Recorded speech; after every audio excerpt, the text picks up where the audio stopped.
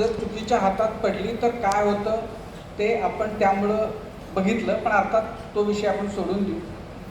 मला फार आनंद झाला आहे की इथं मला आज येता आलं आणि इथं आल्यापासून मला म्हणजे फक्त सकारात्मकता जाणवली आहे. आणि आपण ज्यांचा सन्मान आज झाला त्या प्रत्येकाचे म्हणजे 3 पिढ्यांचे प्रतिनिधी आहेत. सुशील असेल, नखाते साहेब असतील, सोळंकी साहेब असतील, तिघांनी वेगवेगळ्या टप्प्यावर वेगवेगळ्या क्षेत्रामध्ये खूप उत्तम काम केलं आणि काही जण मान्यवर ज्यांना आपण त्यांचाही सत्कार केला त्यांच्याहीकडून अपेक्षा आहेत की भविष्यामध्ये तेही असंच उत्तम खूप काम करतील आणि आपल्या शहराची, आपल्या जिल्ह्याची, आपल्या राज्याची आणि आपल्या देशाची मान अभिमानानं त्यांच्यामुळे उंचवता येईल, त्यांच्यामुळे उंचवली जाईल. आत्ता वरदचं आपण कौतुक केलं. मी त्याच्या बाबांना विचारलं की त्याचं पॅकेज काय वगैरे सगळं परमेश्वरजींनी सांगितलं. मी विचारून घेतलं की वय काय आहे, काय पत्रिका वगैरे बघायची आहे का, जर असेल तर फार होतकरू स्थळ आहे, जर इथं कुणाला असेल तर संपर्क नंतर साधा त्यांच्याशी नाही तर माझ्याशी साधा, मी बोलणी करायला तयार आहे. पण अतिशय उत्तम असं स्थळ, देखणा मुलगा, उत्तम पगार, सगळे उत्तम संस्कार असं ते आहे. तर फार छान वाटलं मला की खूप म्हणजे इम्प्रेस करणारे आणि खूप सकारात्मकता निर्माण करणारी मंडळी आज इथं भेटली. आणि इथं प्रत्येकच गोष्ट मला फार वैशिष्ट्यपूर्ण अशी वाटते. म्हणजे साधा फेटा बांधायचा, आता तुमच्यापैकी किती जणांना तिथून दिसलं ते मला माहिती नाही. मी आजपर्यंत आयुष्यामध्ये अनेक ठिकाणी फेटे बांधून घेतले, पण इथं ना तो फेटा बांधताना, मला त्यांचं नाव लक्षात नाही, शेंगोळे सर, तर त्यांची जी म्हणजे इतक्या फास्ट आणि इतक्या स्टाईलमध्ये ना त्यांचे हात असे झर झर झर झर. आणि मला म्हणजे क्रिकेटच्या मैदानामध्ये बुमरा जसं त्या स्टंपकडे बघत पळत जातो ना, तसं त्यांचं म्हणजे असे नजर रोखून असं ठक ठक ठक ठक ठक ठक ठक ठक झाला बांधून तयार. मी असं कधीच बघितलं नाही. ही तुमची प्रत्येक गोष्ट जिथं आंबेजोगाईचे लोक हात लावतात तिथं काहीतरी जादू करून दाखवतात.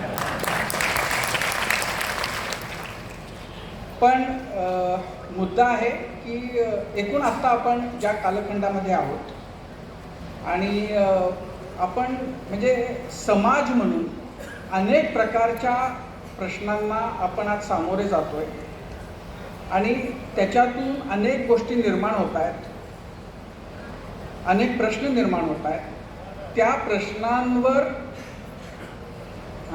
सत्कार करूया. आता त्यांचा फेटा त्यांच्यासारखा कोण बांधणार मला माहिती नाही. तुम्हाला आपला आपला बांधता येतो का तसा?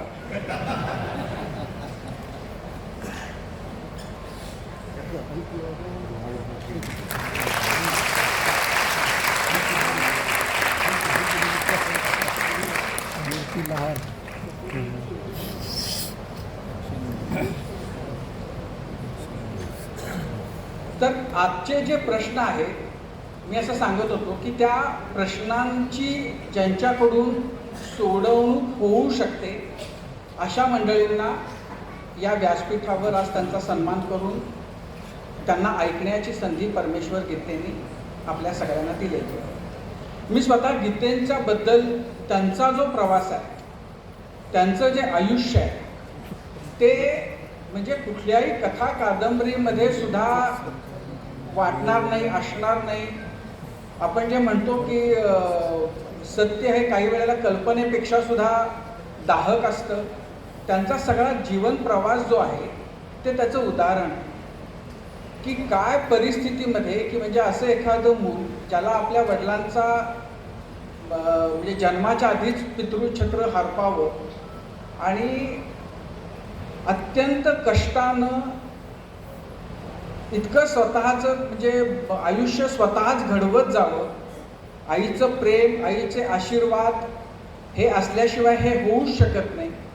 पण ते करताना त्या मुलाला इतके टक्के टोणपे खात, इतके आपण म्हणतो तसे चिन्नी हातोड्याचे घाव खाल्ल्यानंतर ते मूल निगेटिव्हिटीकडे जाऊ नये, त्यानं सकारात्मकतेची कास धरावी, त्यानं चांगल्याचा ध्यास घ्यावा, त्यानं चांगल्यांची संगत मिळावी असं सतत त्याच्या आतून त्याला वाटत राहावं आणि त्यातून काहीतरी आपण समाजाचं म्हणजे ज्याला समाजाकडून खरं तर मिळालंय पण आणि नाही मिळालेलं पण अशा स्थितीमध्ये अशा एखाद्या मुलानं समाजाचं परतफेड करण्यासाठी सकारात्मकता पेरण्यासाठी अशीच माणसं शोधावीत आणि त्यांचा सन्मान करावा.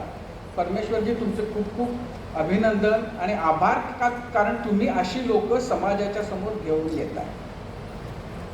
आणि प्रश्न जे आहेत ते आपल्या समोरचे खूप वेगवेगळ्या प्रश्नांनी आपण आज सगळेजण ग्रासलेले आहोत. असंख्य स्वरूपाचे प्रश्न आहेत आणि म्हणजे साध्या मोबाईलपासून ते आपल्या आयुष्यामध्ये गेल्या काही काळामध्ये जी स्थित्यंतर आलेली आहेत त्याच्यापासून ते भरमसाठ आपली वाढत चाललेली लोकसंख्या असेल, देशावर जगावर जे अस्थिरतेचं युद्धाची संकट आहेत ते आज तिथं आहेत, ती कधी इथं येऊ शकतील अशी शक्यता असो आणि सगळ्याला व्यापून उरणारा AI असो, अनेक प्रकारचे प्रश्न या आत्ताच्या काळामध्ये आहेत, या पुढच्या काळामध्ये आपल्याला पाहायला मिळणार आहेत, ज्याच्याबद्दल जेव्हा नंतर रावसाहेब बोलतील तेव्हा आणि नखातेजी बोलतील तेव्हा तुम्हा मुलांना, जी मुलं आहेत त्यांना त्यांच्याकडून खूप शिकता येईल.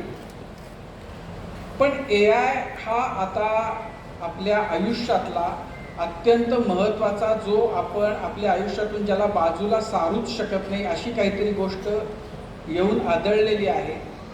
ती गेल्या आपल्या सगळ्यांसाठी जे त्या क्षेत्रामध्ये आहेत त्यांना ते गेल्या काही काळापासून माहिती होतं की असं काहीतरी होतंय. आपल्याला ते आत्ता कळालं की असं खरंच काहीतरी झालेलं आहे.